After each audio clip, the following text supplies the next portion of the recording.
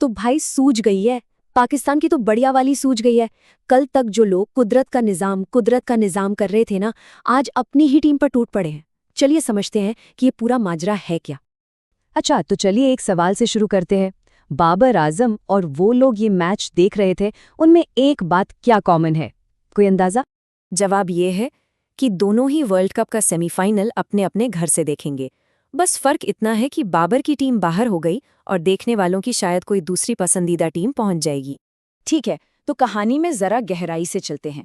ये सब शुरू हुआ एक ऐसे क्वालिफिकेशन सिनारियो से जो मतलब लगभग नामुमकिन था। पाकिस्तान के सामने ना उम्मीद की एक बहुत ही पतली सी किरण थी। पाकिस्तान ने अपनी बैटिंग खत्म की और बोर्ड पर लगा दिए 212 रन।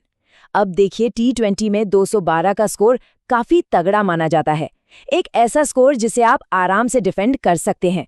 लेकिन पाकिस्तान के लिए कहानी सिर्फ इतने रन बनाने की थी ही नहीं, असली खेल तो अब शुरू होना था। और यहीं पर पेंच था। देखिए, मैच जीतने के लिए श्रीलंका को बनाने थे 213 रन, ये तो ठीक है। लेकिन पाकिस्तान को सेमीफाइनल में क्वालिफाई करने के लिए श्रीलंका को 148 से कम पर रोकना था। मतलब आप सोचिए कितना बड़ा पहाड़ जैसा टारगेट था ये गेंदबाजों के लिए। और पता है, इस कहानी को और भी ज्यादा दिलचस्प क्या बनाता है?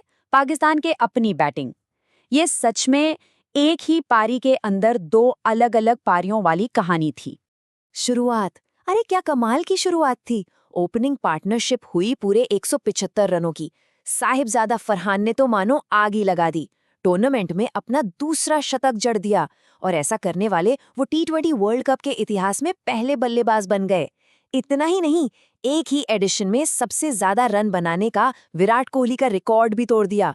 मतलब ऐसा लगा कि ये लोग सच में आज क्वालिफाई करा के ही मानेंगे। लेकिन फिर होता है वही जो पाकिस्तान के साथ हमेशा होता है। उन्होंने कर दी अपनी पाकिस्तानी वाली हरकत। जरा ये आंकड़े देखिए। पहले 16 ओवर में 175 रन और आखिरी के 2 ओवरों में मतलब 12 गेंदों में सिर्फ 14 रन। अरे भाई, जहां स्कोर 250 के पार जाना चाहिए था, वो गाड़ी 212 पर ही अटक गई। तो ये तो थी पाकिस्तान की बल्लेबाजी की कहानी। अब बारी थी श्रीलंका की चेज की, और यकीन मानिए जो इसके बाद हुआ ना, वो इससे भी ज्यादा अजीब था। श्रीलंका ने जिस तरह से खेलना शुरू किया, उसे देखकर ना सबके दिमाग में बस एक ही सवाल कौंध रहा था, क्या क्या श्रीलंका ये मैच जानबूझकर हार रहा है? और इस शक के पीछे वजह भी थी, ऐसी बात नहीं है।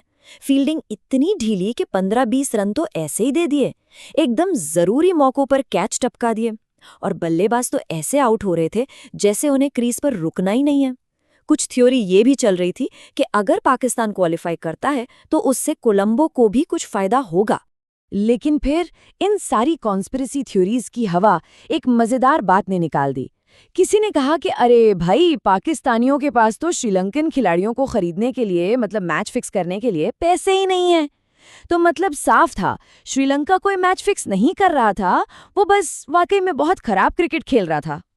तो चलो, फिक्सिंग बिक्सिंग कुछ नहीं थी। अब कहानी के उस हिस्से पर आते हैं, उस पल पर जहां पाकिस्तान का सपना ऑफिशियली टूटकर चकनाचूर हो गया। और सबसे अजीब बात यह थी कि मैच तब भी चल रहा था।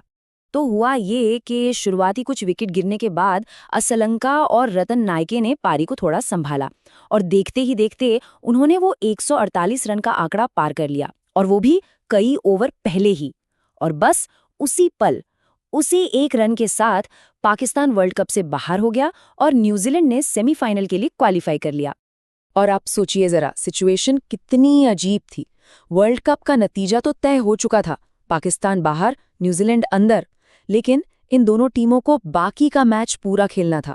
मतलब एक ऐसा मैच जिसका अब कोई मतलब ही नहीं बचा था। पाकिस्तान के लिए तो ये बस एक फॉर्मेलिटी थी।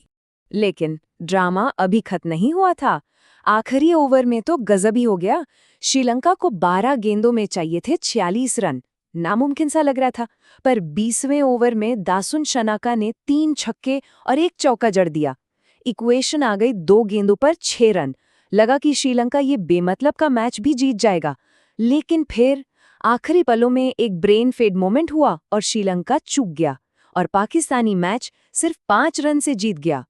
तो आखिर में हुआ क्या? पाकिस्तान ने मैच तो जीत लिया, पर अपनी इज्जत नहीं बचा पाए। एक ऐसा थ्रिलर, एक ऐसी जीत जिसका कोई जश्न नहीं था, जिसका कोई मतलब नहीं था। कहते हैं ना, पाकिस्तान ने क्वालिफाई तो किया, सेमीफाइनल के लिए नहीं बल्कि कराची एयरपोर्ट के लिए। और अब बस एक ही सवाल बचता है, इस बार पाकिस्तान में क्या टूटेगा? लोगों के घरों में टीवी या फिर पाकिस्तान क्रिकेट बोर्ड का दफ्तर? ये तो खैर वक्त ही बताएगा।